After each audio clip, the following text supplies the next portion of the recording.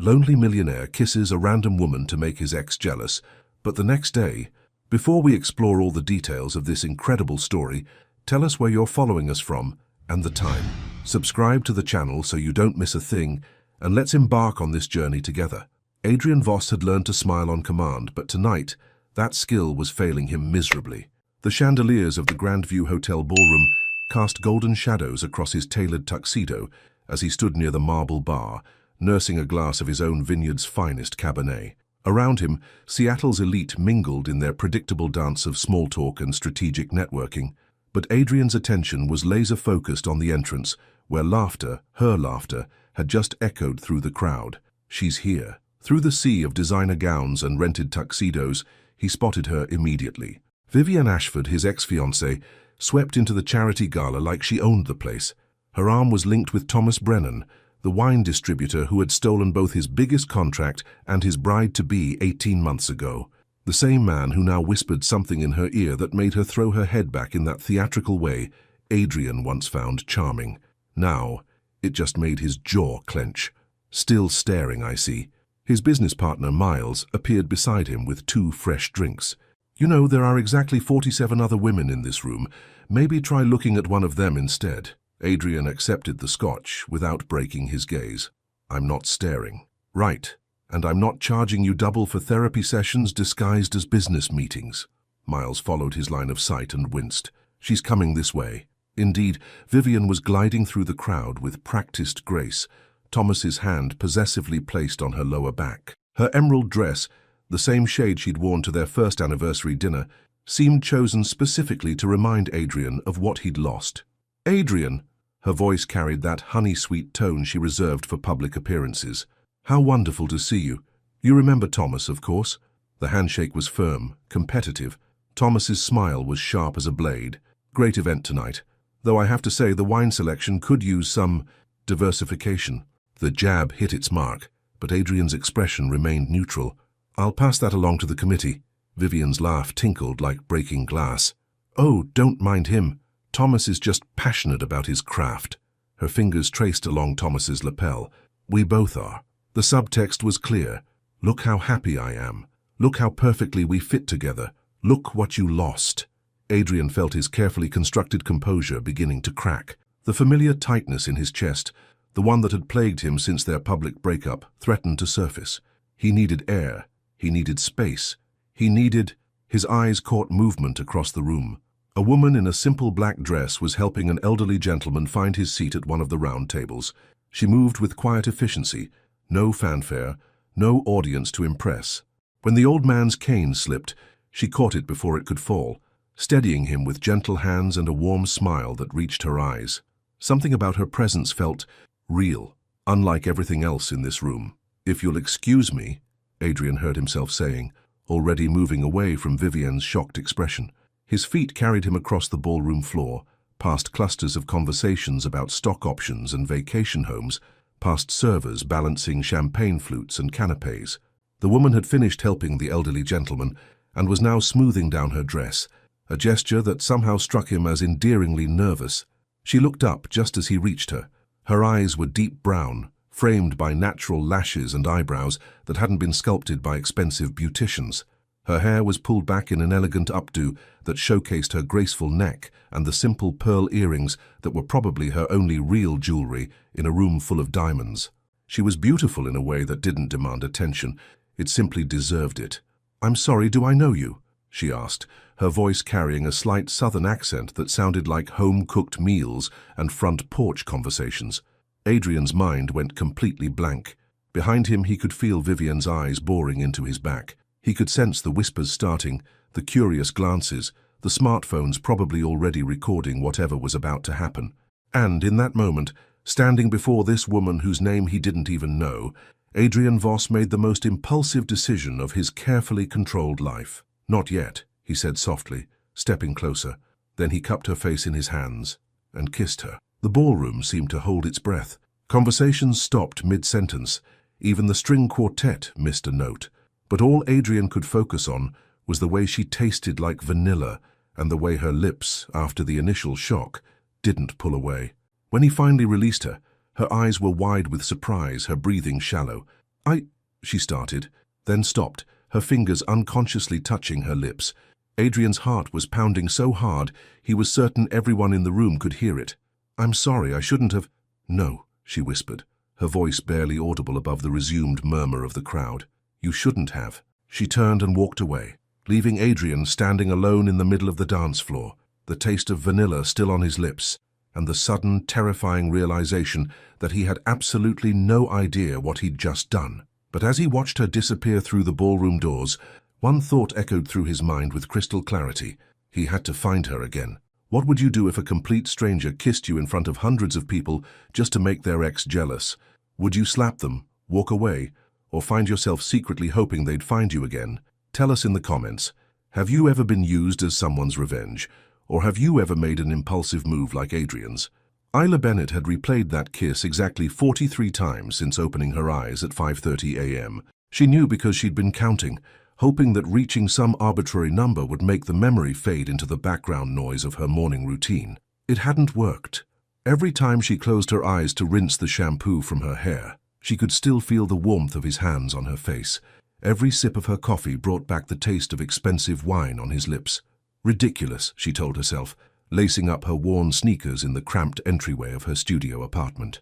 You don't even know his name. The morning Seattle rain drummed against her single window as she grabbed her chef's coat from the hook by the door. Her reflection in the hallway mirror showed no trace of last night's careful makeup or elegant updo, just Isla in her everyday uniform, hair pulled back in a practical ponytail, face scrubbed clean, ready for another 12-hour shift at Copper and Sage Bistro. The walk to work usually cleared her head, but today the familiar route down Pine Street felt different. Every man in a business suit made her pulse jump. Every black sedan crawling through traffic made her wonder if someone was looking for her. "Stop it," she commanded herself, pushing through the bistro's back entrance. Rich men don't chase after waitresses they've kissed on a whim. This isn't a movie. "You're early," called Marcus, the sous chef, from behind the prep station. His knife work never paused as he spoke. "Hot date last night. You've got that I did something I shouldn't have look." Isla tied her apron with more force than necessary. "I helped serve at a charity gala. Nothing exciting." "Uh-huh." Marcus finally looked up, his dark eyes skeptical. That's why you're humming under your breath and checking the front windows every 30 seconds. Had she been humming? Isla forced herself to focus on the morning inventory, counting coffee beans and checking the dairy delivery. The bistro was her sanctuary. 40 seats of mismatched furniture, exposed brick walls decorated with local photography, and a menu that changed based on whatever fresh ingredients she could source from Pike Place Market. It was real. It was hers. And it was absolutely nothing like the glittering world she'd stumbled into last night. The morning rush passed in its usual blur of breakfast orders and caffeine-dependent customers. Isla lost herself in the rhythm of the kitchen, eggs over easy, sourdough toast, her signature breakfast hash that kept regulars coming back. This was where she belonged, not in ballrooms full of people who probably spent more on a single bottle of wine than she made in a month. By 10 a.m., the breakfast crowd had thinned to a handful of laptop-wielding freelancers and one elderly couple sharing a cinnamon roll. Isla was refilling the coffee station when she heard the door chime. She turned around and nearly dropped the glass carafe. He was sitting at table 7, the small corner table with the wobbly leg that most customers avoided, but he didn't look bothered by its imperfections. In fact, he looked completely out of place in his obviously expensive suit, studying the handwritten menu like it contained state secrets. Their eyes met across the room, and Isla felt that same electric jolt from the night before. What is he doing here? For a moment, neither of them moved. The bistro's gentle morning sounds, the hiss of the espresso machine, quiet conversations, the clink of silverware, seemed to fade into white noise. Then he stood up. "Excuse me," he said, his voice carrying that same careful control she remembered. "I was hoping I could speak with you if you have a moment." Every instinct told her to grab Marcus from the kitchen, to hide behind the counter, to pretend she didn't recognize him. Instead, she found herself walking toward his table, the coffee pot still clutched in her hands like a shield. "I don't even know your name," she said quietly, stopping just out of arm's reach. "Adrian." He extended his hand, then seemed to think better of it, letting it fall back to his side. "Adrian Voss, and I owe you more than just an apology." "You owe me an explanation." The words came out sharper than she'd intended, but she didn't take them back. "What you did last night was inexcusable," he interrupted, running a hand through hair that was slightly less perfect than it had been at the gala. "I used you to make a point to someone who doesn't deserve that kind of attention. I embarrassed you in front of a room full of strangers, and I had no right." Isla blinked, caught off guard by his directness. She'd expected excuses, maybe charm, certainly not this raw honesty. "I've been up all night thinking about it," he continued, "about how you helped that elderly man find his seat, how you smiled at him like he was the most important person in the room, not just someone in your way. I realized—" He paused, searching for words. "I realized I haven't met anyone genuine in a very long time. So you thought you'd find me and what? Apologize and we'd be even?" "No." Adrian's voice was quiet but firm. "I thought I'd find you and ask if you'd let me buy you coffee. Real coffee. Not as an apology, but because I'd like to know the name of the woman whose morning I'm probably ruining right now." Despite herself, Isla felt her lips twitch toward a smile. "Isla, and you're not ruining it. You're just complicating it." "Isla," he repeated, and somehow her name sounded different in his voice. Softer, more real than it had ever sounded before. "What do you want from me?" she asked, and the question hung between them like a bridge neither was sure they should cross. Adrian was quiet for a long moment, his eyes never leaving hers. When he finally spoke, his words were so honest they made her chest tight. "I want to know what it feels like to have breakfast with someone who doesn't care about my net worth or my wine ratings or who I was photographed with last week." He gestured to the empty chair across from him. "I want to know what normal feels like." Isla looked at the chair, then back at his face. She could see the exhaustion around his eyes, the tension in his shoulders that expensive tailoring couldn't hide. And despite every logical thought screaming in her head, she found herself setting down the coffee pot and pulling out the chair. "One coffee," she said, settling across from him. "And then you tell me exactly what last night was really about." Adrian's smile was the first genuine one she'd seen from him, and it transformed his entire face. "Deal," he said, and Isla had the sudden, terrifying feeling that she was about to discover exactly how much trouble one impulsive kiss could cause. The coffee between them had gone cold 20 minutes ago, but neither Adrian nor Isla seemed to notice. "So let me get this straight," Isla said, wrapping her fingers around her mug for warmth rather than caffeine. "You own 12 vineyards across Washington and California. You've been featured on the cover of Wine Spectator 3 times, and your ex-fiancé left you for your biggest competitor." Adrian nodded, his jaw tightening slightly at the last part. "Thomas Brennan. He used to distribute my wines exclusively until he decided my business and my personal life that were worth stealing. And last night was your version of showing her you'd moved on?" "Last night was me being an idiot." Adrian's honesty was brutal in its simplicity.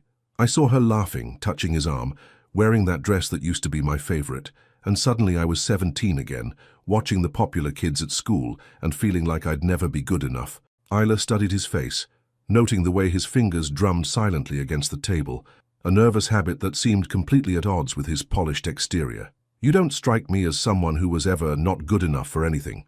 "You'd be surprised." Adrian's smile was rueful. "I built everything I have from nothing, worked 3 jobs through college, lived on ramen and pride for years. When I finally made it, when I could afford the suits and the cars and the lifestyle, I thought that meant I'd arrived, that I'd never have to feel small again. But you did last night. Last night I felt like that broke kid again, watching someone else get what I thought was mine." He paused, meeting her eyes. "Until I saw you." The words hung in the air between them, heavy with implication. Isla felt her cheeks warm under his gaze. "You don't even know me," she said softly. "I know you spent 15 minutes helping Mr. Patterson find his table, even though it meant missing the appetizer service. I know you chose comfort over beauty when you decided to wear flats instead of heels. I know you bit your lip when the violinist missed that high note, like it physically hurt you to hear music played incorrectly." Isla blinked, surprised. "You were watching me that closely." "I couldn't look away." Adrian's voice was quiet, almost confused by his own admission. "Even before I did what I did. There was something about the way you moved through that room like you belonged there, but not because of money or status, because you belonged everywhere." The bistro around them had filled with the lunch crowd, but their corner table felt insulated from the world. Isla became acutely aware of the sounds she usually tuned out, the gentle murmur of conversations, the soft jazz playing through the speakers, the rhythmic chopping from Marcus in the kitchen. "Tell me about this place," Adrian said, seeming to sense her need for safer ground. "It's yours." "Mine and the bank's," Isla admitted with a small laugh. "I've been the head chef here for 3 years, saved every penny to buy it from the previous owner when he retired. It's not much, but it's real," Adrian finished, and she was struck by how perfectly he understood. "Yeah, it's real." She gestured around the small space. "Every mismatched chair tells a story. That table by the window, I found it at a yard sale in Ballard. The couple who owned it had eaten breakfast there together for 37 years. The coffee machine is older than I am, but it makes the best espresso in the neighborhood." Adrian followed her gaze, and she watched something shift in his expression. "When was the last time you ate at a place like this?" she asked. He paused, genuinely thinking about it. "I honestly can't remember. Business dinners are usually at Le Bernardin or Canlis, private events at the club.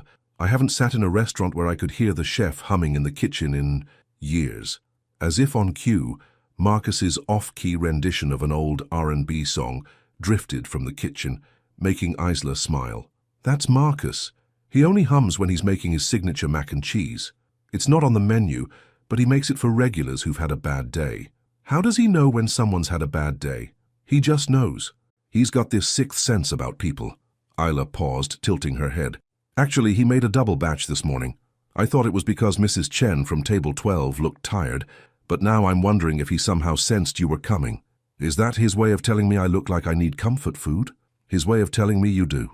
The moment stretched between them, comfortable in a way that surprised them both. Adrian found himself studying the small details of Isla's world, the way she unconsciously straightened the salt and pepper shakers, how her eyes lit up when she talked about her regulars, the tiny scar on her knuckle that spoke of countless hours with sharp knives.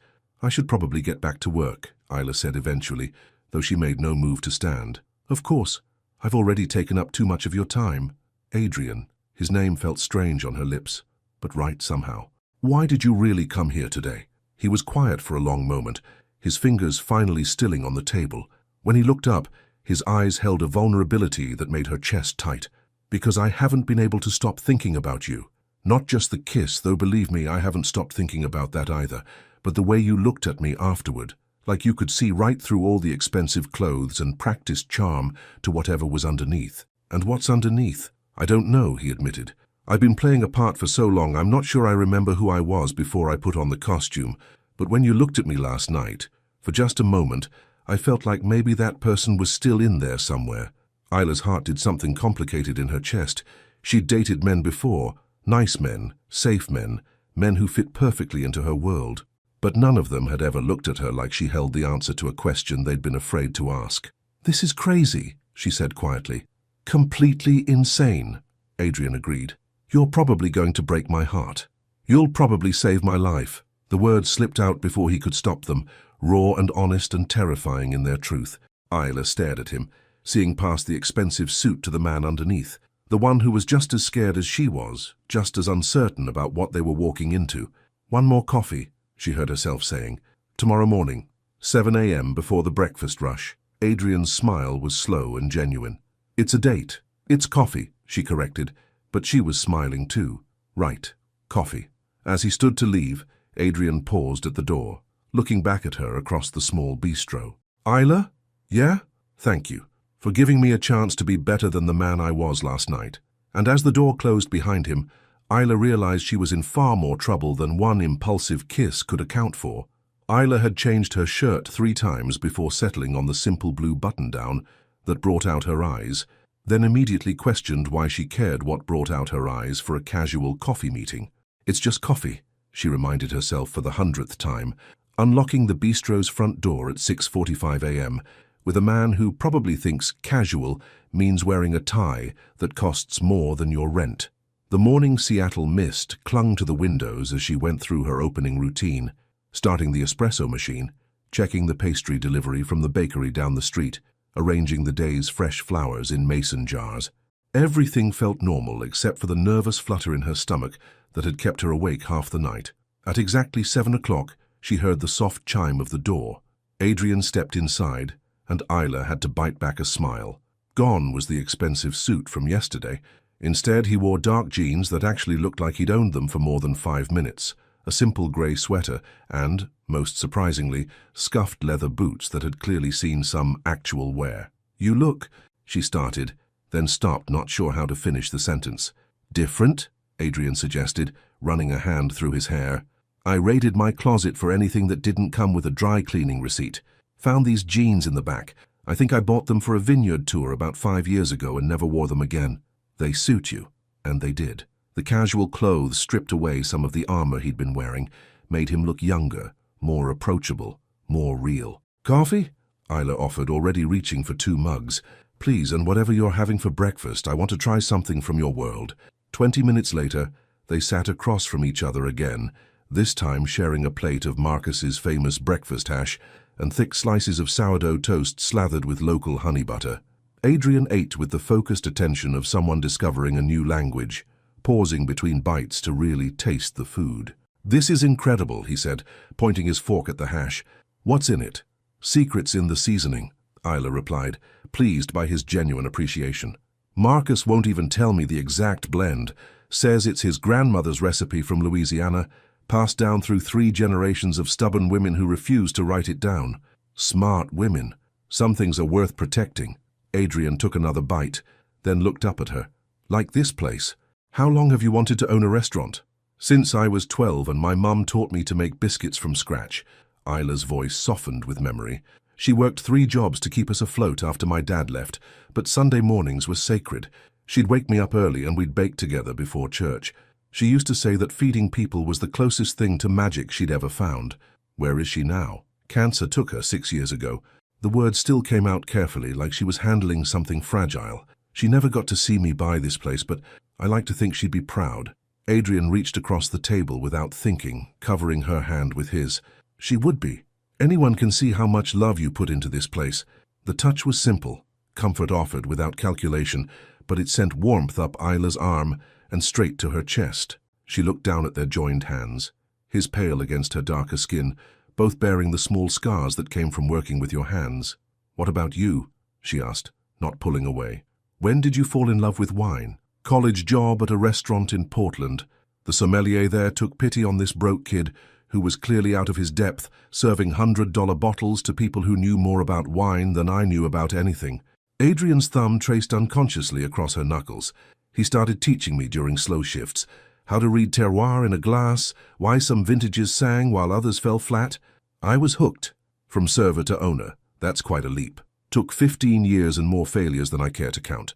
My first vineyard was 8 acres of neglected vines in Walla Walla that everyone said would never produce anything worthwhile." Adrian's smile held pride mixed with old pain. "The bank foreclosed on it 3 years later. But you didn't give up." "Couldn't. I'd tasted what those vines could become. It just took me a while to figure out how to get there without going broke again." Isla studied his face, noting the way his eyes focused on something beyond the window when he talked about those early struggles. "You miss it, don't you? The simplicity of it." "I miss knowing exactly who I was fighting for," Adrian admitted. "Back then, every decision was about survival. Now," he gestured vaguely, encompassing his current life, "now I have managers and consultants and board meetings about brand positioning. Sometimes I feel like I'm running someone else's company. So why not change it?" The question hung between them, simple and complex all at once. Adrian's eyes refocused on her face, and she could see him considering possibilities he'd perhaps forgotten existed. "It's not that easy. There are investors, employees, obligations." "I'm not saying burn it all down," Isla interrupted gently. "But maybe there's a middle ground between the broke kid with 8 acres and the man who's forgotten why he fell in love with wine in the first place." Before Adrian could respond, the door chimed and Mrs. Patterson shuffled in, the elderly woman who came for tea and a blueberry muffin every morning at 7:30 sharp. "Morning, Mrs. P," Isla called out, automatically standing to help the woman to her usual table. "How's the arthritis today?" "Oh, you know. Some days are diamonds, some days are rust." Mrs. Patterson's eyes fixed on Adrian with undisguised curiosity. "And who's this handsome young man?" "This is Adrian," Isla said, helping the older woman into her chair. "Adrian, meet Mrs. Patterson. She's been coming here longer than I've owned the place." "Pleasure to meet you," Adrian said, standing and offering a slight bow that made Mrs. Patterson giggle. "Oh my, manners and everything. You better keep this one, dear," she said to Isla with a wink that made both of them blush. As Isla bustled around preparing Mrs. Patterson's usual order, Adrian watched her work. The way she remembered exactly how the woman liked her tea, the gentle patience with which she listened to stories about grandchildren and doctor's appointments, the unconscious smile that never left her face when she was taking care of people. This was who she was. Not the elegant woman at the charity gala, but this, someone who made the world a little softer, a little kinder, one cup of tea at a time. When Isla returned to their table, Adrian was looking at her with an expression she couldn't quite read. "What?" she asked, suddenly self-conscious. "You," he said simply. "You're exactly who you appear to be, aren't you? No masks, no performance, just Isla. Is that a bad thing?" "It's terrifying," Adrian admitted.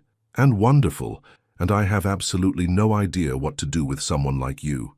"Well," Isla said, settling back into her chair, "maybe you could start by telling me what you do when you're not running a wine empire or kissing strangers at charity galas." Adrian laughed, the sound surprised and genuine. "Honestly, I work. I go to business dinners. I attend events where people tell me how successful I am." He paused, realizing how empty that sounded. "I can't remember the last time I did something just because I wanted to." "When's the last time you took a day off?" "Define day off." "A whole day, 24 hours. No emails, no phone calls, no thinking about business. Just being." Adrian stared at her like she'd suggested he sprout wings and fly. "I don't think I've ever done that." "Never?" "Not since I was a kid. Maybe not even then." Isla shook her head in amazement. "No wonder you look exhausted. When's the last time you did something that made you laugh? Really laugh, not the polite chuckle you give at networking events." The question struck him as profoundly sad. When was the last time? He honestly couldn't remember. "I think," Adrian said slowly, "you might be the first person in years to ask me that question." "Well then," Isla said, her eyes sparkling with something that looked like mischief, "I think it's time we fix that." And sitting there in the warm light of her bistro, with the smell of fresh coffee and the sound of Mrs. Patterson humming softly at her corner table, Adrian felt something inside his chest that he'd almost forgotten existed: hope. 3 days later, Adrian found himself doing something he hadn't done in over a decade, walking through Pike Place Market with no agenda, no schedule, and his phone turned off. Isla walked beside him, her canvas tote bag slung over her shoulder, as she selected ingredients for what she'd mysteriously called a proper home-cooked meal. She moved through the crowded market with the confidence of someone who belonged there, stopping to chat with vendors who clearly knew her by name.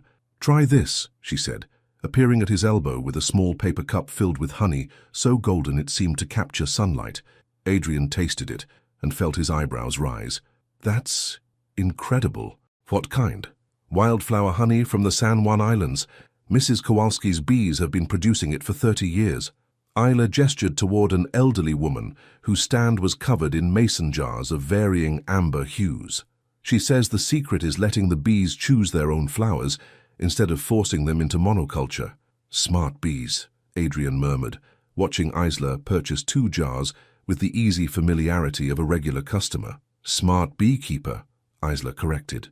"She taught me that the best flavors come from giving things room to be what they naturally are, instead of trying to control every variable." The words felt loaded with meaning that went beyond honey, and Adrian found himself studying Isla's profile as she examined a display of heirloom tomatoes.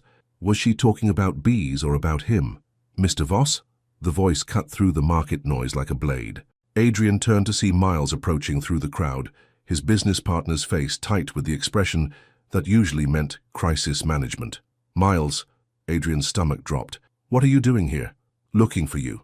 Your assistant said you'd taken the afternoon off, which I knew had to be a mistake because you haven't taken an afternoon off since—" Miles stopped mid-sentence, his eyes landing on Isla. "Oh." The way he said it, like pieces of a puzzle clicking into place, made Adrian's jaw clench. "Isla, this is Miles Crawford, my business partner." "Miles," Isla Bennett. Miles extended his hand with the practiced charm of someone who made a living reading people and situations. "Ms. Bennett, what a pleasure." Isla shook his hand, but Adrian could see the way she withdrew slightly, sensing the shift in atmosphere. "Nice to meet you." "I hate to interrupt," Miles continued, though his tone suggested he didn't hate it at all. "But we have a situation that requires your immediate attention. The Pemberton account can wait until tomorrow," Adrian finished firmly. "Actually, it can't. They're threatening to pull their entire order unless we can guarantee delivery by Friday." That's a $2 million account, Adrian. We need you to make some calls. The familiar weight of responsibility settled back on Adrian's shoulders like a lead blanket. He could feel the moment slipping away, the lightness he'd been carrying for the past 3 days, the simple pleasure of walking through a market with a woman who made him forget about profit margins and delivery schedules. "Give me 5 minutes," he said to Miles, then turned to Isla. "I'm sorry. This is exactly what I was talking about." "It's fine," Isla interrupted, but her voice had cooled several degrees. "Business is business." "No, it's not fine. This is my afternoon off. My first real afternoon off in—" "How long?" Miles interjected, his tone carefully neutral but his eyes sharp with curiosity. "That's not the point," Adrian said through gritted teeth. "Actually, it kind of is," Isla said quietly. She'd stepped back far enough that she was no longer within the easy intimacy they'd been sharing. "This is your real life, Adrian. Board meetings and $2 million accounts, and people who need you to make decisions that affect dozens of jobs. And this is mine," she continued, gesturing to the market around them, "buying honey from Mrs. Kowalski and choosing tomatoes that smell like summer. We both knew this was just a nice break from reality." The words hit Adrian like a physical blow. "That's not what this is, isn't it?" Before he could answer, his phone buzzed, then again and again. Even turned off, the business world had found him. Miles cleared his throat delicately. "The call with Pemberton is scheduled for 3 o'clock. That gives us about 20 minutes to strategize." Adrian looked between Miles's expectant face and Isla's careful distance, feeling like he was standing at a crossroads with no map. "Go," Isla said, making the decision for him. "Handle your crisis, I'll get home on my own." "Ela, really, it's fine." But her smile was polite now, the kind she probably gave to difficult customers. This was fun while it lasted. She turned to walk away, and something desperate clawed at Adrian's chest. "Wait." Isla paused but didn't turn around. "Have dinner with me tonight. Let me cook for you this time." Now she did turn, surprise flickering across her features. "Do you cook?" "I'm learning," he said, aware of how pathetic that sounded. "Please, let me prove that this isn't just a nice break from reality for me." Isla studied his face for a long moment, and Adrian felt like she was weighing something far more important than a dinner invitation. 7 o'clock, she said finally, "but if your phone rings during dinner, it won't. Then this really is just a nice break from reality, and we should probably acknowledge that before one of us gets hurt." She walked away then, disappearing into the crowd with her canvas bag and the honey that tasted like sunlight. "Well," Miles said after a moment, "that was illuminating." "Don't," Adrian warned. "I'm just saying she seems different from your usual type." "My usual type?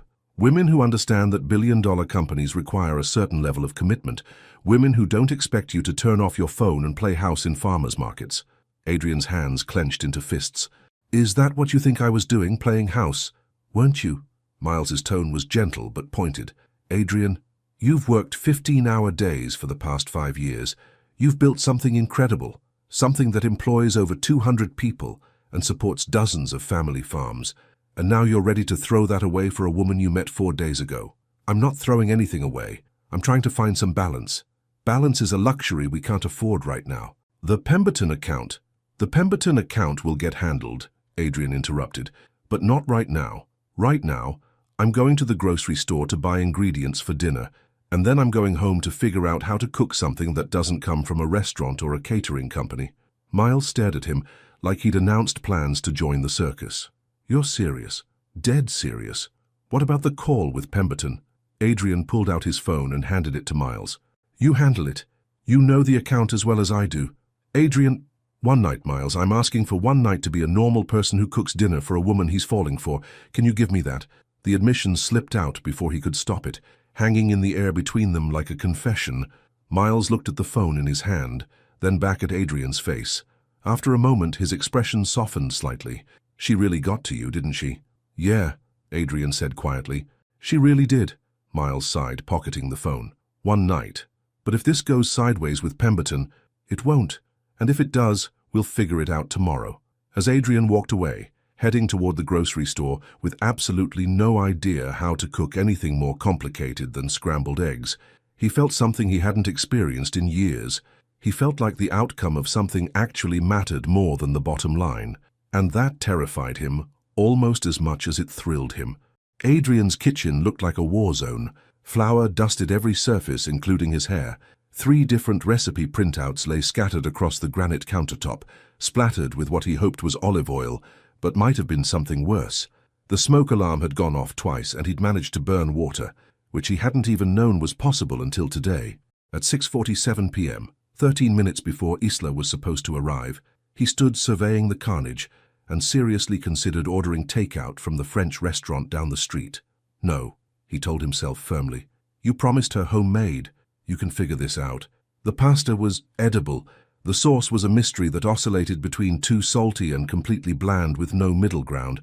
The salad looked decent, mainly because it was hard to mess up lettuce and tomatoes. The bread, however, was a complete disaster, a charcoal brick that had once been a baguette.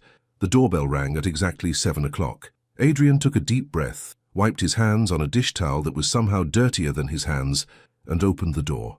Isla stood in the hallway wearing a simple sundress the color of summer sky and sandals that showed off painted toenails in soft coral. She carried a bottle of wine and wore an expression of barely contained amusement. You have flour in your eyebrows, she said by way of greeting. I have flour everywhere, Adrian admitted, stepping aside to let her in. I may have overestimated my culinary abilities. Isla's eyes swept over his penthouse apartment, floor-to-ceiling windows offering a stunning view of Elliott Bay, sleek modern furniture that looked like it belonged in a magazine, and not a single personal touch that suggested anyone actually lived here. Nice place, she said, though something in her tone suggested she wasn't entirely sure she meant it. It came furnished, Adrian explained, suddenly seeing the space through her eyes. I bought it 3 years ago, but I've never really settled in. Where do you keep your books? Books. You know those rectangular things with pages, stories, recipes, something that tells me what Adrian Voss likes to read when no one's watching? Adrian realized with a start that he couldn't remember the last time he'd read anything that wasn't a business report or wine industry journal. I mostly read on my tablet, for work. Isla nodded like this confirmed something she'd suspected. And photos? Family, friends, vacation pictures? I don't really take vacations. Right. She moved toward the kitchen, drawn by the sounds of something bubbling on the stove. Holy, I know, Adrian said quickly, following her. It's bad. Really bad. I can order something from... Are you kidding me? Isla turned around, her face lit up with genuine delight. This is the most beautifully chaotic kitchen I've ever seen. You actually tried to make fresh pasta from scratch. YouTube made it look easier than it was. Isla picked up one of the recipe printouts, noting the handwritten modifications in the margins. And you tried to adjust the recipe based on altitude and humidity. Adrian, that's advanced cooking. Advanced disaster, maybe. No, this is... She gestured around the flour-dusted chaos. This is someone who cared enough to try something completely outside their comfort zone. When's the last time you did that? Never, Adrian admitted. I don't think I've ever done anything I wasn't already good at. Not since I was a kid. Isla moved to the stove, lifting the lid on the sauce and taking a careful taste. Her expression was thoughtful, considering. It needs acid, she said finally, and about half the salt you added. But the base is actually really good. Mind if I... She was already reaching for the refrigerator, pulling out a lemon and what looked like fresh herbs. You don't have to fix my mess, Adrian protested. I'm not fixing it, Isla said, efficiently slicing the lemon. I'm collaborating. There's a difference. For the next 20 minutes, Adrian watched Isla work magic with his disaster.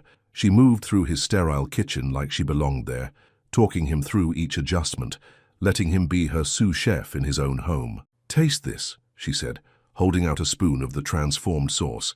Adrian tasted it and his eyes widened. That's incredible. What did you do?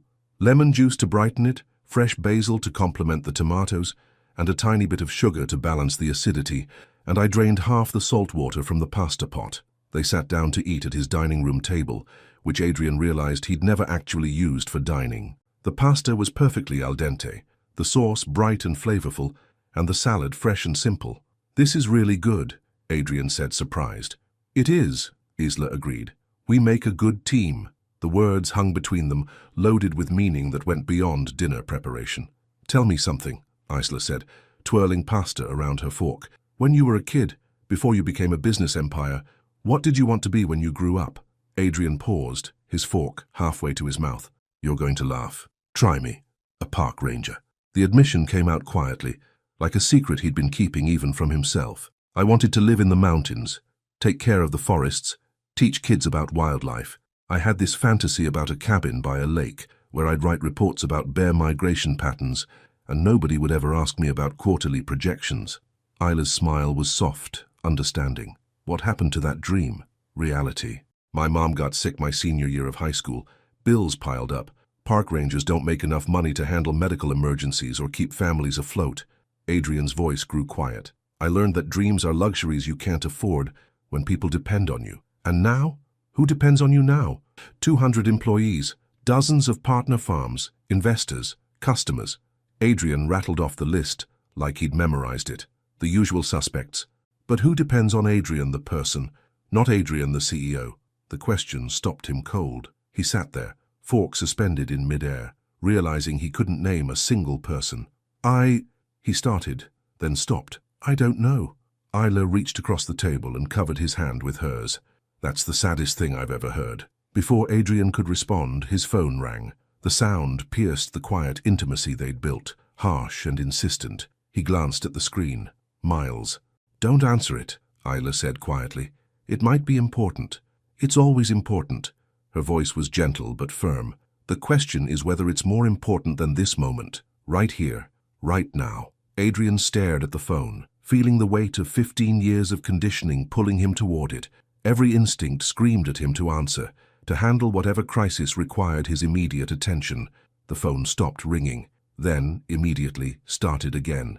Adrian, Isla said softly, what kind of man do you want to be? He looked at her across the table. This woman who'd turned his culinary disaster into something beautiful, who asked him questions that made him remember dreams he'd buried under balance sheets and profit margins. Adrian reached for his phone, held it for a moment, then deliberately turned it off and set it aside. The kind of man who finishes dinner with the woman who's changing his life, he said. Isla's smile was radiant. Good answer. They finished their meal in comfortable conversation, talking about everything except business, childhood memories, favorite movies, the way morning light looked different in every city. When they moved to the couch afterward, Isla curled up beside him, with a naturalness that felt like coming home. Thank you, Adrian said quietly, his arm around her shoulders. For what? For making me remember who I used to be, who I might still be, underneath all the corporate armor. Isla tilted her head to look at him. You don't have to choose between being successful and being human, you know. There's a middle ground. Is there? Because it feels like everyone in my world expects me to be available 24 hours a day, 7 days a week. Then maybe it's time to change their expectations. Before Adrian could ask her what she meant, Isla's phone buzzed. She glanced at it and frowned. Everything okay? Adrian asked. It's Marcus. He never texts this late unless... She answered the call. Marcus, what's wrong? Adrian could hear the urgency in her friend's voice through the phone, though he couldn't make out the words. He watched Isla's face go pale. How bad? She asked. Okay, I'm coming. Don't touch anything until I get there. She hung up and was already reaching for her purse. What happened? Adrian asked, standing. Pipe burst in the bistro's kitchen. Marcus says there's water everywhere. Isla's voice was tight with controlled panic. I have to go. The damage could be... She didn't finish the sentence, but Adrian could see the fear in her eyes. Her restaurant, her dream, everything she'd worked for, threatened by something as random as a broken pipe. I'll drive you, Adrian said, already grabbing his keys. You don't have to. Yes, I do. His voice was firm, certain. We're a team, remember? And as they rushed out into the Seattle night, Adrian realized something had fundamentally shifted inside him. For the first time in years, someone else's crisis felt more important than his own. The sight that greeted them at Copper and Sage was worse than Isla had imagined. Water streamed from the kitchen ceiling, where an ancient pipe had finally surrendered to decades of Seattle dampness. The carefully arranged herbs on her prep station floated like tiny green boats in 2 inches of murky water. Her industrial mixer, the one she'd bought second-hand and lovingly restored, sat partially submerged, probably beyond saving. Oh, honey, Marcus said, appearing at her side with shop towels that were already soaked through. I tried to save what I could, but the water main valve is stuck, and the emergency number just keeps going to voicemail. Isla stood frozen in the doorway, watching 5 years of dreams literally washing away down the storm drains. The insurance would cover some of it, maybe, but the deductible alone would wipe out her savings, and if they had to close for repairs... The dining room's okay, Marcus continued, trying to find something positive. And the coffee machine is on the other side, so that's still working. But the stove, the prep area, all the dry storage. Adrian appeared beside her, having spent the last 10 minutes on his phone making calls that somehow resulted in a 24-hour plumber agreeing to come out immediately and a restoration company promising to be there within the hour. "Water's shut off," he said quietly. "Plumber's on his way." Isla nodded numbly, still staring at the destruction. "I can't afford this." "You don't have to worry about that right now." "Yes, I do." Her voice cracked slightly. "This place is everything I have. So if I can't reopen quickly, I'll lose my regulars. Mrs. Patterson, the morning coffee crowd, the lunch business, they'll find other places. And once you lose customers," she didn't finish the sentence. They all knew how thin the margins were for small restaurants, how quickly a temporary closure could become permanent. "How long do you think repairs will take?" Adrian asked Marcus. 2 weeks minimum, maybe 3, if there's water damage to the electrical. And that's if we can find contractors who aren't already booked solid. Marcus shook his head grimly. Restaurant equipment isn't exactly high priority for most repair services. Adrian was quiet for a moment, studying the damage with the same focused attention he probably brought to business problems. What if it didn't have to take that long? "What do you mean?" Isla asked. "I mean, what if you had access to the best contractors in the city, the kind who usually work on million-dollar renovations and can get permits pushed through in days instead of weeks?" Isla stared at him. "Adrian, I can't let you. You're not letting me do anything. I'm offering to help someone I care about solve a problem, by throwing money at it, by using resources I have access to for something that actually matters." Adrian's voice was patient but firm. "This isn't charity, Isla. This is what people do for each other. People like us don't do this for people like me." The words came out sharper than she'd intended, but the stress of watching her livelihood flood away had stripped her filter bare. Adrian stepped back like she'd slapped him. "People like us? You know what I mean." Isla gestured around the flooded kitchen. "This is real life, Adrian. This is what happens when you don't have safety nets and backup plans and teams of lawyers to handle emergencies.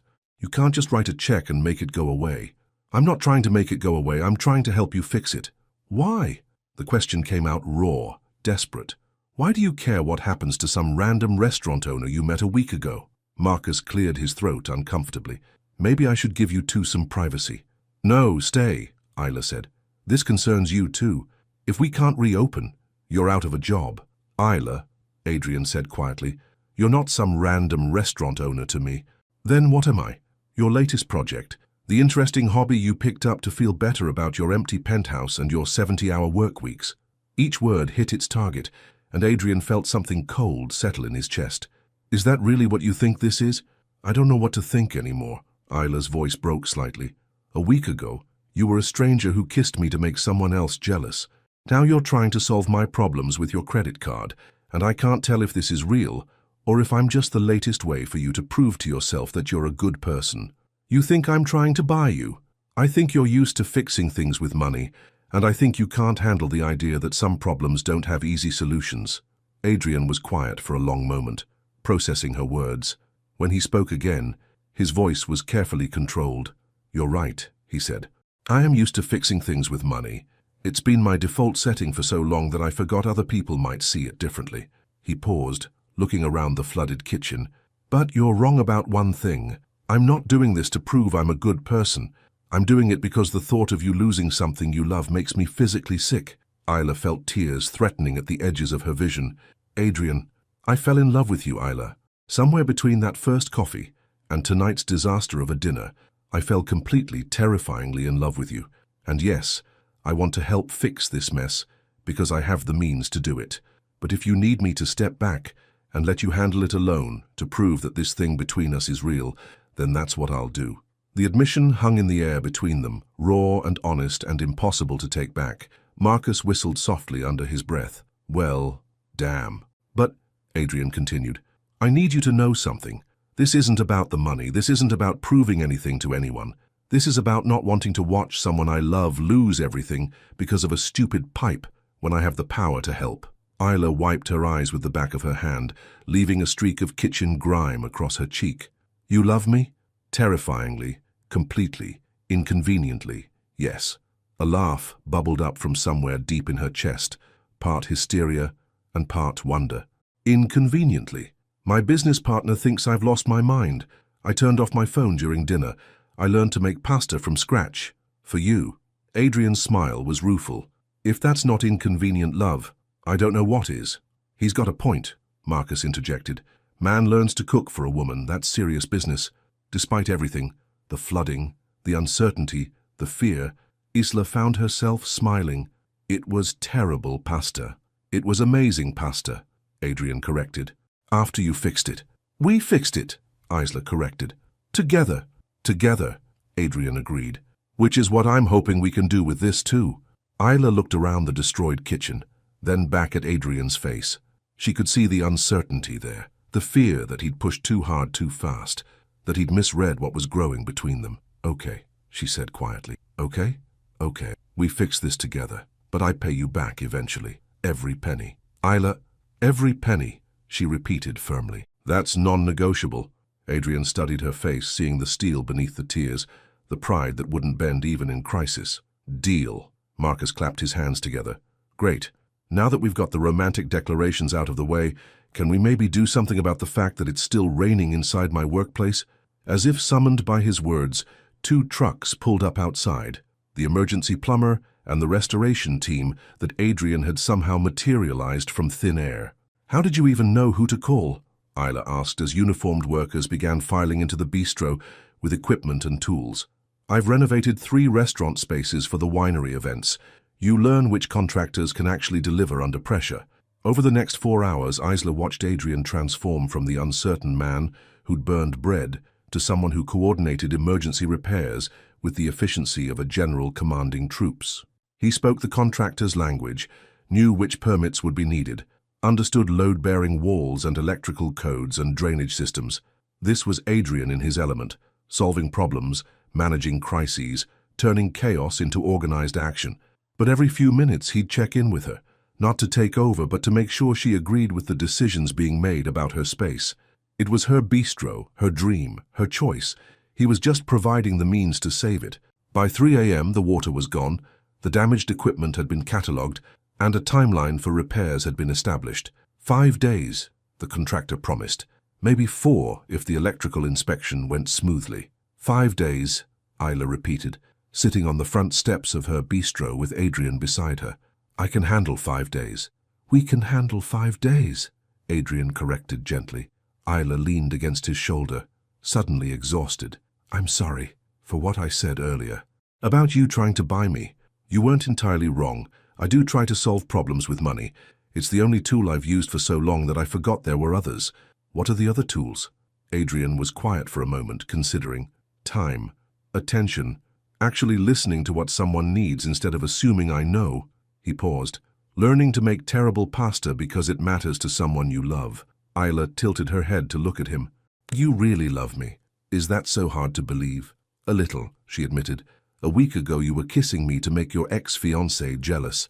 Now you're reorganizing your entire life around my restaurant schedule. A week ago, I was an idiot who thought the only way to feel better about himself was to make someone else feel worse. You changed that. I didn't change anything. I just asked you who you wanted to be. Same thing, Adrian said, pressing a kiss to the top of her head. As the first hints of dawn began to lighten the Seattle sky, Isla realized something had shifted between them tonight. They'd weathered their first real crisis together, and somehow, instead of breaking them apart, it had made them stronger. But as Adrian's phone finally buzzed back to life with 17 missed calls from Miles, she couldn't help wondering if the real test was still to come. Adrian stared at his phone screen in disbelief. 17 missed calls from Miles, 12 text messages and 3 voicemails marked urgent. But it wasn't Miles' messages that made his blood run cold. It was the single text from a number he'd deleted months ago, but still recognized. We need to talk. Meet me at the Harbor Club at 2 p.m. This concerns your new friend, V. Bad news? Isla asked, noticing his expression as they sat in his car outside the bistro, watching the early morning cleanup crew finish their work. Adrian hesitated. The smart thing would be to ignore Vivian completely, to block her number, and pretend the text had never arrived. But something about the way she'd written friend made him suspect this wasn't a conversation he could avoid. My ex-fiancé wants to meet, he said finally. Isla's eyebrows rose. The one from the gala? The whole reason you kissed me in the first place? Vivian. Adrian rubbed his forehead, feeling a headache building behind his eyes. She says it concerns you. Me? She doesn't even know me. She knows enough. Adrian's voice was grim. Vivian has a talent for finding people's pressure points and applying just the right amount of force to get what she wants. What does she want? I have no idea, but whatever it is, it won't be good. Isla was quiet for a moment, processing this information. Do you want me to come with you? No. Adrian's response was immediate and firm. Whatever game she's playing, I don't want you anywhere near it. Adrian, I'm not made of glass. I can handle whatever your ex has to say.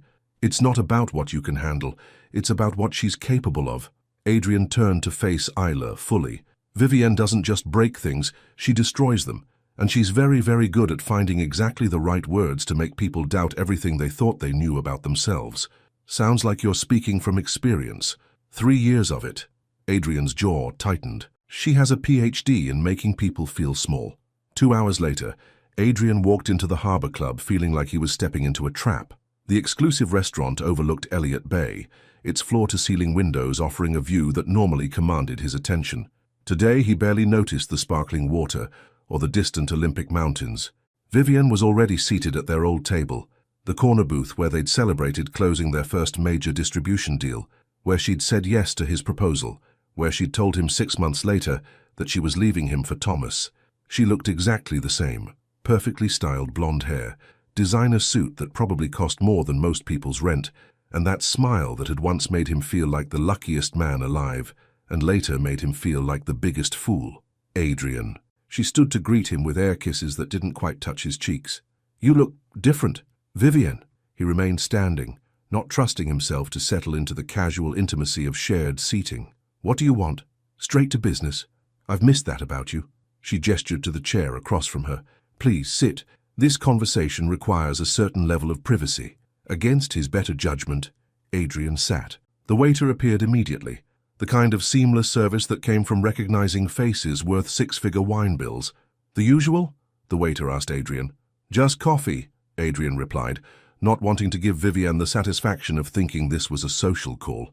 Make it 2, Vivian added. Though I remember when you used to order the good stuff. Her eyes flicked meaningfully toward the wine list. Thomas says your palate has become rather pedestrian lately. The jab hit its mark, but Adrian kept his expression neutral. I'm sure Thomas has opinions about many things that don't concern him. Actually, that's why I asked you here. Vivienne leaned forward slightly, her voice taking on the confidential tone she used when delivering particularly devastating news. Thomas is concerned about some of the choices you've been making lately. We both are. My choices are none of your business. They are when they affect our mutual interests. Vivian's smile sharpened. The Pemberton account, for instance. I hear you missed a rather important call yesterday. Adrian felt ice form in his stomach. How do you know about that? Thomas has been courting the Pembertons for months. They mentioned that Voss Vineyard's owner seemed to have lost interest in their business. Something about being unreachable during critical negotiations. One missed call doesn't mean... It does when that call was worth $2 million, and the client had to make other arrangements. Vivian's tone was sympathetic, in the way that meant she was enjoying every second of this. Thomas was happy to step in, of course. The Pembertons are very impressed with his availability. Adrian's hands clenched into fists under the table. You orchestrated this. I orchestrated nothing. You did this all by yourself when you decided to play house with that little restaurant girl. The casual dismissal in her voice when she said, restaurant girl, made Adrian's blood boil. Her name is Isla, and what's between us is none of your concern. Oh, Adrian. Vivian's laugh was like breaking crystal. Everything about this concerns me. Do you really think this is love, or are you just having a midlife crisis and trying to recapture some fantasy about being a regular person? You don't know anything about what I feel for her. I know you, Adrian, better than anyone. Vivian leaned back, studying him with the patience of a predator who knew her prey was already trapped. You're romanticizing poverty because you've forgotten what it actually costs. You think playing at being normal with some sweet little chef is going to fix whatever's broken inside you. There's nothing broken inside me, isn't there? Vivian tilted her head. When was the last time you felt truly successful? Not just financially, but successful in a way that mattered. You've been drifting for months, maybe years, and now you think this girl is the answer to questions you don't even know how to ask. Adrian hated how precisely she'd identified the restlessness that had been eating at him long before he'd met Isla. But he also knew that whatever Vivian was building toward would be designed to destroy the one good thing in his life. What do you want, Vivian? I want you to think carefully about what you're risking for a woman you've known for exactly 8 days. She pulled out her phone and showed him a screen. This is a photo from your little market adventure yesterday. You look happy, relaxed, like a man playing at being someone he's not. Adrian stared at the image, him and Isla laughing over something at the honey stand, looking for all the world like a normal couple, enjoying a normal afternoon. How did you? Social media is everywhere, darling. Someone posted this thinking it was sweet. The mysterious billionaire shopping for groceries like a regular person. But I wonder how long that novelty will last for both of you. Vivian swiped to the next photo. Isla helping Mrs. Patterson at the bistro, her face bright with genuine care and attention. She's lovely, Vivian said, her tone carefully neutral. Really, I can see the appeal. There's something so authentic about her. So real. She paused, letting the words settle. But here's what I find interesting. She doesn't know, does she? Know what? About the research we did on her. About her financial situation. Her credit score, the fact that her little restaurant has been operating on razor-thin margins for 2 years. Vivian's smile was razor-sharp. She doesn't know that you could have found out everything about her life with a single phone call. I would never... Of course you wouldn't. You're too honorable for that. But Thomas isn't. Vivian swiped to another screen. What looked like a credit report. Did you know she's been paying off her mother's medical bills for 6 years? That she refinanced the restaurant twice to keep it afloat? That the pipe burst yesterday wasn't just bad luck? The building's plumbing has been failing for months, and she couldn't afford to fix it preventively. Adrian felt sick. Why are you telling me this? Because I want you to understand what you're really doing when you swoop in to save her restaurant. You're not her knight in shining armor, Adrian. You're her bailout. And eventually she's going to realize that no matter how genuine her feelings for you might be, she's financially dependent on a man she barely knows. That's not what this is. Isn't it? You paid for emergency contractors, restoration services, expedited permits. By my calculation, you've invested about $40,000 in a woman you met 8 days ago. Vivian leaned forward. How do you think that's going to feel to someone as proud as she obviously is? She's going to pay me back. With what money? Her restaurant makes maybe $60,000 a year profit in a good year.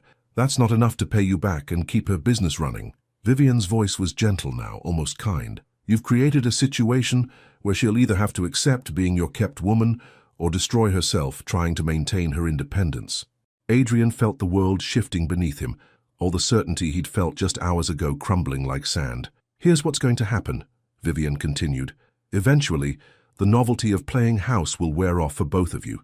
You'll start missing the stimulation of your real life, the challenge of building something meaningful, and she'll start feeling suffocated by obligations she can never repay. You're wrong. Am I? Tell me honestly, when you were organizing those contractors last night, didn't you feel more energized than you have in months? Not because of love, but because you were solving a complex problem, managing multiple variables, being the person you're actually good at being. Adrian's silence was answer enough. I'm not the villain here, Adrian. I'm trying to save you both from a situation that's only going to end in heartbreak. Vivian reached across the table and covered his hand with hers. Come back to the real world. Come back to the life you built, before you lose everything that actually matters. As Adrian sat there, feeling the weight of her words settle into his chest like stones, his phone buzzed with a text from Isla. Contractors say they can start tomorrow if we approve the final plans. Thank you for everything. I love you. The simple message should have filled him with warmth. Instead, all he could think about was Vivian's voice saying kept woman, and the crushing weight of obligations that could never be repaid. And for the first time since he'd kissed Isla at that charity gala, Adrian began to wonder if the biggest mistake he'd ever made wasn't kissing a stranger to make his ex jealous. Maybe it was falling in love with her afterward. Adrian hadn't slept in 36 hours, and it showed. He sat in his office at Voss Vineyards, staring out at the rolling hills of his Woodinville property, without really seeing them. The contracts for Isla's restaurant repairs lay spread across his desk, each signature representing another thread, binding them together in ways that now felt less like love and more like obligation. Vivian's words echoed in his head like a poison. You've created a situation where she'll either have to accept being your kept woman or destroy herself trying to maintain her independence. The worst part was that she wasn't wrong. "You look like hell," Miles said, appearing in the doorway with 2 cups of coffee and an expression of carefully controlled concern. "Thanks for the pep talk." Adrian accepted the coffee without looking up from the papers. "Want to tell me why I've been fielding calls from contractors about restaurant renovations? Or why the Pemberton account is now being handled by Thomas Brennan?" Adrian's jaw tightened. "Vivian told you about the Pemberton deal?" "She didn't have to. Thomas called personally to thank me for referring the business to him." Miles settled into the chair across from Adrian's desk. "Care to explain how we lost a $2 million account because you were unreachable for 4 hours? I was helping someone. The restaurant owner. Her name is Isla." Adrian's voice carried a warning that Miles chose to ignore. "Right. Isla. The woman you met 8 days ago and are now apparently financing a complete business renovation for." Miles pulled out his own phone, scrolling through what looked like financial documents. $43,000 so far, according to our accounts payable department. "I can spend my own money however I want." "Of course you can, but I'm your business partner and your friend, so I'm going to ask the question everyone else is too polite to voice. What the hell are you doing?" Adrian finally looked up and Miles was startled by the exhaustion and confusion in his friend's eyes. "I don't know," Adrian admitted quietly. "I thought I was helping someone I love. Now I'm wondering if I'm just making everything worse. Talk to me." For the next 20 minutes, Adrian laid out everything. The kiss, the connection, the way Isla made him remember who he used to be, and finally Vivian's devastating analysis of their financial dynamic. "She's not wrong about the money," Adrian concluded.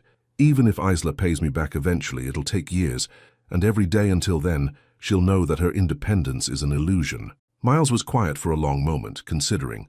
"Can I ask you something? Why do you think Vivian cares what you do with your personal life?" "Because she—" Adrian stopped, really thinking about the question for the first time. "I don't know. A woman leaves you for another man, humiliates you publicly, and then shows up 18 months later to give you relationship advice. That doesn't strike you as suspicious. She's trying to protect me from making a mistake, or she's trying to protect herself from something." Miles leaned forward. "Think about it. You've been miserable since the breakup, predictable, focused entirely on work, and suddenly you're taking afternoons off, turning off your phone, showing up to the office looking like you actually slept well for the first time in years. Your point? My point is that miserable Adrian was no threat to anyone. But Adrian in love? Adrian who remembers that there's more to life than quarterly profits? That's a different story." Before Adrian could respond, his phone rang. Isla's name appeared on the screen, and he felt his chest tighten with a combination of longing and dread. "Hey," he answered, trying to sound normal. "Adrian, are you okay? You sound—" "I'm fine. Just tired. The contractors finished the kitchen assessment. They can have everything operational by tomorrow afternoon if we approve the final invoice." Isla's voice was bright with relief and excitement. "I know it's more than we originally estimated, but how much more?" The question came out sharper than he'd intended, and Isla paused. "About 8,000. The electrical damage was worse than they thought, and we need to bring some things up to current code. But Adrian, it's going to be beautiful, better than it was before. $8,000. On top of the 43 he'd already spent, for a restaurant that might never be profitable enough to pay him back. Adrian, are you there?" "I'm here."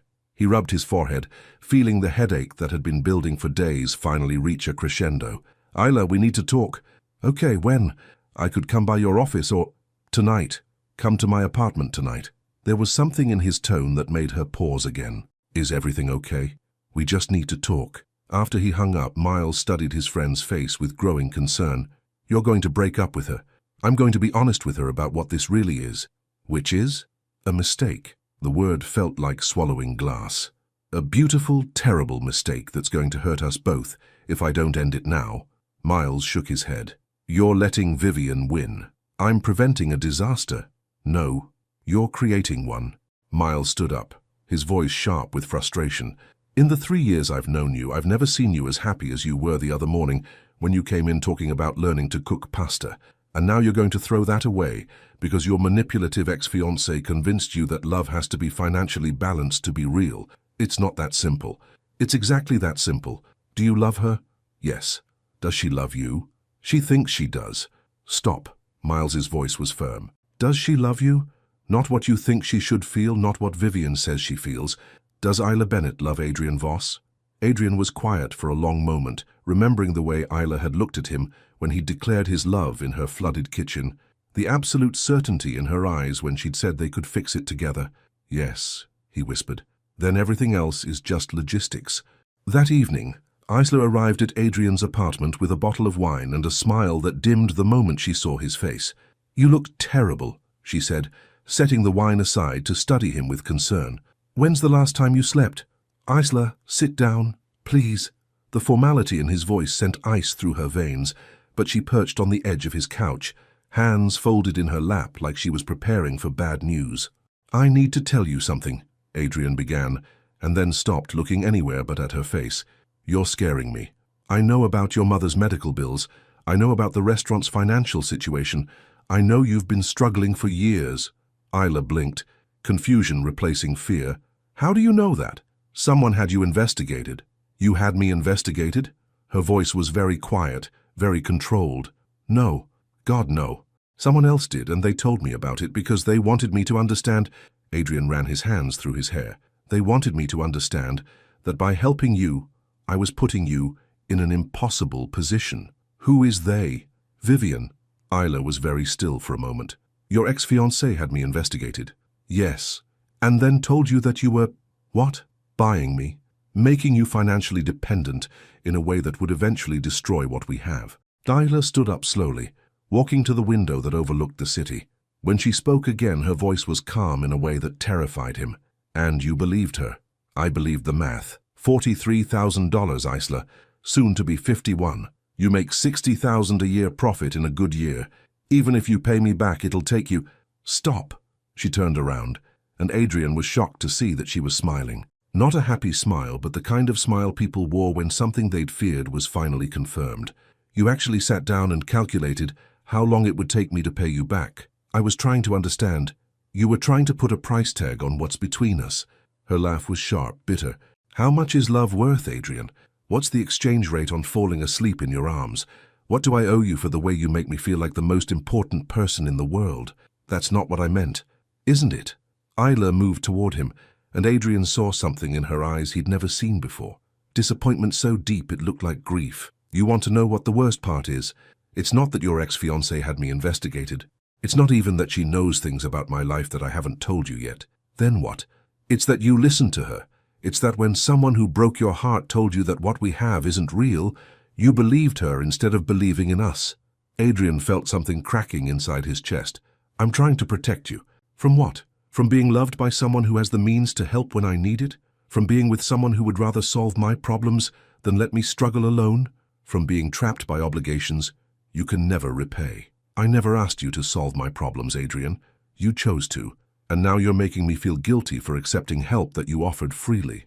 Isla's voice broke slightly. "Do you have any idea how that feels?" "I'm sorry. I never meant—" "You meant exactly this." She moved toward the door, grabbing her purse.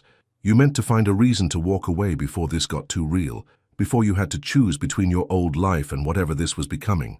That's not true, isn't it?" Isla paused at the door, looking back at him. "Tell me honestly, when Vivian was explaining all the reasons this wouldn't work, did any part of you feel relieved?" Adrian's silence was answer enough. "I thought so." Isla's smile was sad now, understanding. "You know what the tragedy is? I would have figured out a way to pay you back. It might have taken 5 years, maybe 10, but I would have done it, because that's who I am." She opened the door, then paused. "But you'll never know that now, because you decided to believe someone who doesn't love you instead of trusting someone who does." The door closed behind her with a soft click that somehow sounded like the end of everything. Adrian stood alone in his perfect empty apartment, surrounded by all the expensive things that had once meant success, and realized that for the second time in his life, he'd lost something that actually mattered. Only this time, he had no one to blame but himself. 2 weeks later, Adrian stood in the conference room of his Woodinville headquarters, staring at a contract that should have felt like victory. The Yamamoto deal, 3 years in the making, would establish Voss Vineyards as the exclusive supplier for the most prestigious restaurant chain in the Pacific Northwest. It was worth $15 million over 5 years, the kind of contract that would cement his reputation as one of the region's most successful vintners. "This is it," Miles said, sliding the signature page across the mahogany table. "Sign this." and we're officially playing in the big leagues." Adrian picked up his fountain pen, the same one he'd used to sign his first major deal 6 years ago, and found that his hand wouldn't move. "Problem?" asked Kenji Yamamoto, the chain's owner, his voice politely neutral. "No problem," Adrian said quickly, just reviewing the terms one more time. But he wasn't reading the contract. He was thinking about something Isla had said 2 weeks ago, right before she'd walked out of his life. "You decided to believe someone who doesn't love you instead of trusting someone who does." The conference room door opened, and Adrian's assistant appeared with an apologetic expression. "I'm sorry to interrupt, but Mr. Voss, there's someone here to see you. Says it's urgent." "Take a message," Miles said firmly. "We're in the middle of—" "Actually," said a familiar voice from the hallway, "I think Adrian will want to hear this." Mrs. Patterson shuffled into the conference room, leaning heavily on her cane and looking completely out of place among the expensive suits and legal documents. She wore her usual cardigan and sensible shoes, and carried a manila envelope that looked like it had seen better days. "Mrs. Patterson?" Adrian stood up, genuinely confused. "What are you doing here?" "Well, someone had to tell you what an idiot you're being," she said matter-of-factly, settling into an empty chair without invitation. "And since that girl of yours is too proud to do it herself, I figured it was up to me." The room fell silent. Miles cleared his throat uncomfortably. "Adrian, perhaps we could reschedule." "No," Adrian said, his eyes fixed on the elderly woman who'd somehow tracked him down at his corporate headquarters. "Mrs. Patterson, how did you even find me?" "Google, dear. Amazing what you can learn about people these days." She opened her envelope and pulled out a stack of what looked like receipts, "though I suspect I know some things about you that Google doesn't." She spread the papers across the conference table, and Adrian's breath caught. They were all receipts from Copper and Sage Bistro, dozens of them, dating back 3 years. But that wasn't what made his chest tight. It was the handwritten notes on each one. "Mrs. P had a bad day. Made her the mac and cheese special. No charge. I. Mrs. P's arthritis acting up. Drove her home after lunch. I. Mrs. P's granddaughter graduated college. Celebration coffee and pie on the house. I. That girl," Mrs. Patterson said, her voice gentle but firm, "has been taking care of people for as long as I've known her. Not because she expected anything in return, but because that's who she is." Adrian picked up one of the receipts, noting the date, just 3 days after her mother's funeral, according to the newspaper clipping Mrs. Patterson pulled out next. "She made me tea and listened to me cry about my Harold for 2 hours that day," Mrs. Patterson continued. "Never charged me a penny, never made me feel like I was taking up space she needed for paying customers." "Mrs. Patterson," Adrian said quietly, "why are you telling me this?" "Because that girl is miserable and you're the reason why." The elderly woman's eyes were sharp, unforgiving. "She won't admit it, of course. Too proud. But I've been watching her for 2 weeks, and she's not the same person." She pulled out another piece of paper, a newspaper clipping about the restaurant reopening. "Beautiful job on the renovations, by the way. Place looks better than it ever has. But the girl who runs it looks like she hasn't slept in days." Adrian's throat felt tight. "How is she?" "Heartbroken." Mrs. Patterson's answer was blunt. "And stubborn as a mule about pretending she's fine. I was trying to protect her. From what? From being loved by someone who wanted to help." Mrs. Patterson leaned forward, her voice gaining strength. "Let me tell you something about that girl. She's been paying off her mother's medical bills for 6 years. Never complained, never asked for help, never took a single shortcut. I know about the bills. Do you know she turned down 3 job offers from fancy restaurants in California because she couldn't abandon her regular customers? Do you know she's been setting aside money every month to create a scholarship fund for culinary students who can't afford school?" Adrian didn't know any of that. "That girl doesn't need protection from generosity," Mrs. Patterson continued. "She needs protection from people who think love has to be earned or paid for, or balanced on some cosmic scale." The conference room was dead silent. Adrian could feel everyone's eyes on him, but all he could see were those receipts with Isla's handwriting, documenting years of quiet kindness that no one was supposed to notice. "She loves you," Mrs. Patterson said simply. "Not your money, not your fancy wines, not your ability to solve problems. She loves the man who learned to cook terrible pasta because it mattered to her, the man who turned off his phone during dinner, the man who helped an old lady find her table at a charity gala." Adrian felt something break loose in his chest, a knot of fear and confusion that had been choking him for weeks. "I don't know if I can be that man," he admitted. "Of course you can. You already were, for a few beautiful days." Mrs. Patterson stood up slowly, gathering her papers. The question is whether you're brave enough to choose to be him again. She paused at the door, looking back at the room full of expensive suits and million-dollar contracts. You know what's funny about love? She said. It's the only thing that gets bigger when you give it away. Everything else, money, success, reputation, gets smaller. But love multiplies. She left, and the conference room remained silent for a long moment. Finally, Kenji Yamamoto spoke. That was illuminating. Adrian looked down at the contract in front of him, then at the receipts Mrs. Patterson had left behind. In his mind, he could hear Vivian's voice. Come back to the real world. Come back to the life you built. But he could also hear Isla's voice from that first morning in her bistro. What kind of man do you want to be? Gentlemen, Adrian said suddenly, standing up and putting down his pen. I need to postpone this signing. Adrian, Miles said carefully, this is a $15 million deal. I know exactly what it is.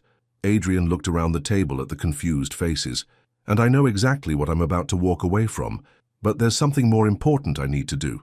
More important than $15 million? Yamamoto asked, genuinely curious. More important than anything. Adrian was already moving toward the door. I need to go fight for something that actually matters. Miles called after him. Where are you going? To get my life back.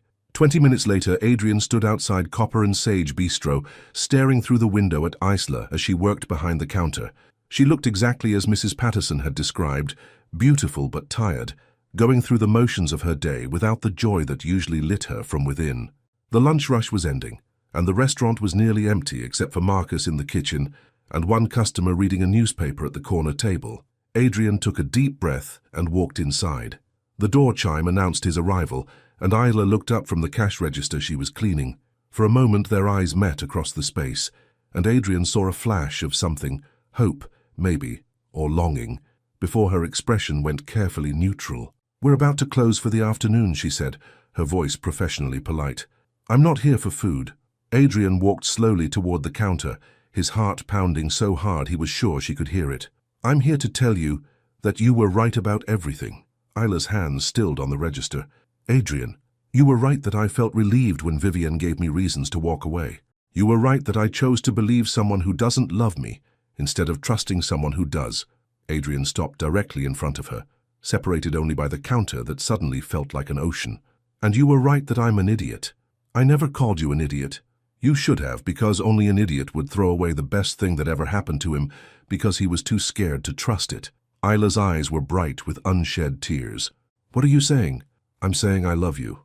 Not because you need saving, not because helping you makes me feel important, but because you make me want to be the man I forgot I could be. Adrian's voice broke slightly. I'm saying I just walked away from a $15 million deal to come here and ask if you'll give me another chance to prove that what we have is real. You walked away from $15 million. I walked away from $15 million to fight for something worth more than money. Adrian reached across the counter, covering her hands with his. I walked away to fight for us.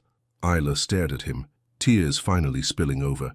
Adrian, I know I hurt you. I know I broke your trust.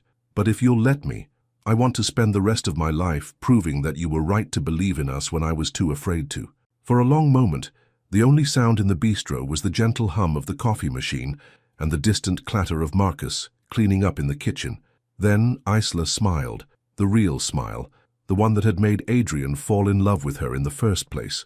You really walked away from $15 million. Best decision I ever made. Well, second best. What was the first? Adrian's smile was soft, certain. Kissing you at that charity gala. Even though you did it for all the wrong reasons? Especially because I did it for all the wrong reasons. If I'd done it for the right reasons, I might never have discovered what the right reasons actually are. Isla laughed through her tears, the sound like music in the quiet bistro. So, Adrian said, his voice hopeful but uncertain, what do you say? Think we can figure out how to make this work? Isla looked at him for a long moment. This man who'd just given up a fortune to tell her he loved her, who'd chosen trust over fear, who'd finally learned the difference between helping someone and controlling them. I say, she said, walking around the counter to stand directly in front of him, that we make a pretty good team. And when Adrian kissed her this time, slow and sweet and full of promise, it tasted like coming home. 6 months later, the morning light filtering through the bistro's windows had a different quality now, softer somehow, warmer. Isla stood behind the counter, watching Adrian attempt to operate the espresso machine with the concentrated focus of a surgeon performing delicate procedure. "You're overthinking it," she said, trying not to laugh as steam shot everywhere except where it was supposed to go. "I'm being precise," Adrian corrected, his hair slightly disheveled from his battle with the machine. "There's a difference." "Uh-huh." Isla moved beside him, her hands covering his on the portafilter. "Feel the resistance. The coffee will tell you when it's ready." 6 months ago, she never could have imagined Adrian Voss in her kitchen at 6 a.m., wearing jeans and an old sweater, learning to make coffee for the early morning customers. But here he was, 3 days a week, helping with the breakfast rush before heading to his vineyard. The Yamamoto deal had eventually been renegotiated, on Adrian's terms this time, with clauses that protected his work-life balance and his right to be unreachable on certain days. It was worth 12 million instead of 15, but as Adrian had told Miles, some things are worth more than money. "There," Isla said, as perfect creamer formed on top of the espresso. "See? You listen to the coffee instead of trying to control it." "Wise coffee," Adrian murmured, stealing a quick kiss before carrying the cup to Mrs. Patterson, who had been watching their lesson with undisguised amusement. "About time that boy learned some humility," she said, accepting her morning tea. "Though I have to say, he makes a decent cup when he's not thinking so hard." The door chimed and Marcus appeared with the morning pastry delivery, shaking raindrops from his jacket. "Seattle's finest meteorological consistency strikes again," he announced, "though I saw something interesting on my way in. There's a for sale sign on the building next door." Isla and Adrian exchanged a look. They'd been talking about expansion for weeks, not because the bistro needed to be bigger, but because they'd dreamed up something new together. A small wine bar and tasting room where Adrian could showcase not just his own vintages, but bottles from small family vineyards that needed a platform. "Want to take a look after the morning rush?" Adrian asked. "Are you sure? It's a big step." "We're good at big steps," Adrian said, and Isla felt that familiar flutter in her chest at the way he said, "we." The morning passed in its usual rhythm, regulars stopping for their coffee and conversation, the gentle hum of the espresso machine, the smell of fresh pastries warming in the oven. But now there was an addition to the familiar symphony, Adrian's laugh mixing with Marcus's storytelling, his careful questions about customers' preferences, the way he remembered that Mr. Chen liked extra foam and Sarah from the bookstore always ordered a double shot. He was learning to be part of something instead of running it, and watching him discover the joy in that had been one of Isla's greatest pleasures. Around 10 a.m., when the breakfast crowd had thinned to a few laptop-wielding freelancers, Adrian's phone rang. He glanced at it, then at Isla. "Miles," he said, "probably about the Mitchell Vineyard acquisition." "Take it," Isla said. "But remember, boundaries," Adrian finished, smiling. "I remember." He answered the call and walked to the back of the bistro for privacy. Isla couldn't hear the conversation, but she could see his posture, relaxed, confident, but not consumed. When he returned 5 minutes later, he was already putting the phone away. "Everything okay?" she asked. "Better than okay. The Mitchell family wants to partner instead of sell. It means we can preserve their legacy while expanding our distribution." Adrian slipped his arms around her waist from behind. "And the best part? It's all handled. No emergency meetings, no crisis management, no working weekends. Look at you being all balanced and reasonable. I had a good teacher." At noon, they locked up for the afternoon break and walked next door to examine the empty space. It was smaller than Isla had expected, but filled with potential. Exposed brick walls, large windows facing the street, and a layout that would be perfect for intimate wine tastings. "What do you think?" Adrian asked, watching her move through the space. "I think," Isla said slowly, "it feels like the next chapter. Of the business? Of us." Adrian was quiet for a moment, understanding the weight of what she meant. 6 months ago, they'd been two separate people who'd collided by accident. Now they were building something together, not just a relationship, but a shared vision of what their life could look like. "There's something I need to tell you," Adrian said suddenly. Isla turned, noting the nervous energy in his voice. "What?" "I paid off the last of your mother's medical bills yesterday." Isla's breath caught. "Adrian, we talked about this. Before you get angry, let me explain." He held up his hands. "It wasn't about you owing me or me trying to fix your problems. It was about me wanting to give you the gift of not having that weight on your shoulders anymore. How much? Does it matter? Yes, it matters. I need to know what I'm paying back." Adrian was quiet for a long moment. "You're not paying it back." "Adrian, it was a gift, Isla. The kind of gift you give someone when you love them, and you want to see them free to dream without limitations." His voice was gentle but firm. "You've spent 6 years putting everyone else first. Let someone put you first for once." Isla felt tears threatening. "You can't just—" I did. And if you try to pay me back, I'll just donate an equal amount to the culinary scholarship fund you've been secretly building. How did you know about that?"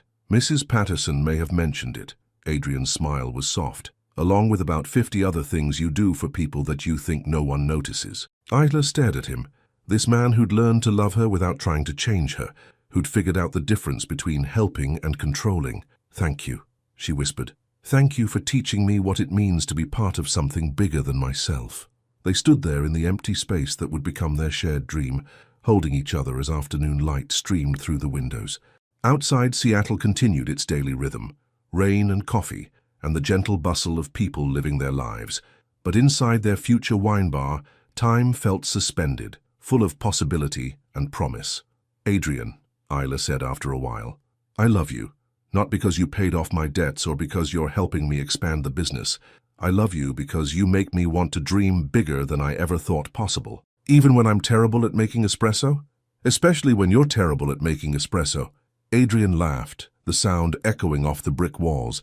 "In that case, you're going to love me for a very long time. I'm counting on it." And as they walked back to the bistro hand in hand past Mrs. Patterson, who was pretending to read her newspaper, instead of watching them through the window, past the regular customers who'd become like family, past all the small details that made up their shared life, Isla realized something profound. She'd spent years believing that love meant taking care of everyone else's needs before her own, but Adrian had taught her that real love meant finding someone who took care of you, so you could both be stronger together. That evening, as they closed the bistro and walked toward Adrian's car, which now had a parking spot permanently reserved behind the building, Isla felt the kind of contentment she'd never thought possible. "Dinner at my place?" Adrian asked, though they both knew the answer. "Only if you let me cook." "Deal, but I'm helping. You can chop vegetables." "I can do more than chop vegetables. We'll see." As they drove through the Seattle evening, rain pattering softly against the windshield, Adrian reached over and took Isla's hand. "No regrets?" he asked quietly. "About what?" "Any of it. The kiss, the complications, the money, the fight, the reconciliation, all of it." Isla considered the question seriously. 6 months ago, she'd been a woman running a small restaurant, focused on survival and paying off old debts. Now she was planning a business expansion with a man she loved, free from financial burdens, dreaming bigger than she'd ever dared. "No regrets," she said firmly. "Even the hard parts led us here. Even me being an idiot about the money? Especially you being an idiot about the money. It taught us both what we were really fighting for." Adrian lifted their joined hands and pressed a kiss to her knuckles. "What are we fighting for?" "This," Isla said simply. "The right to build something beautiful together. The right to love each other without keeping score. The right to dream big and mess up and try again. Sounds perfect to me." And as they pulled into the parking garage of Adrian's building, which had slowly become their building, filled with Isla's books and her grandmother's quilt, and the smell of whatever she'd been experimenting with in the kitchen, they both knew they'd found something rare. Not just love, but partnership. Not just passion, but purpose. Not just a relationship, but a life worth building together, one imperfect, beautiful day at a time. Have you ever had to choose between playing it safe and taking a leap of faith for love? What would you have done in Adrian's position when faced with that $15 million decision? And Isla, would you have been able to forgive someone who almost walked away out of fear? Share your thoughts on love, money, and second chances below. Your participation in the channel is very important, so please leave your opinion in the comments. Thank you so much for watching until the end. If you enjoyed this story, don't forget to subscribe to the channel, leave a like, and comment your thoughts. Your participation is very important to us. See you next time.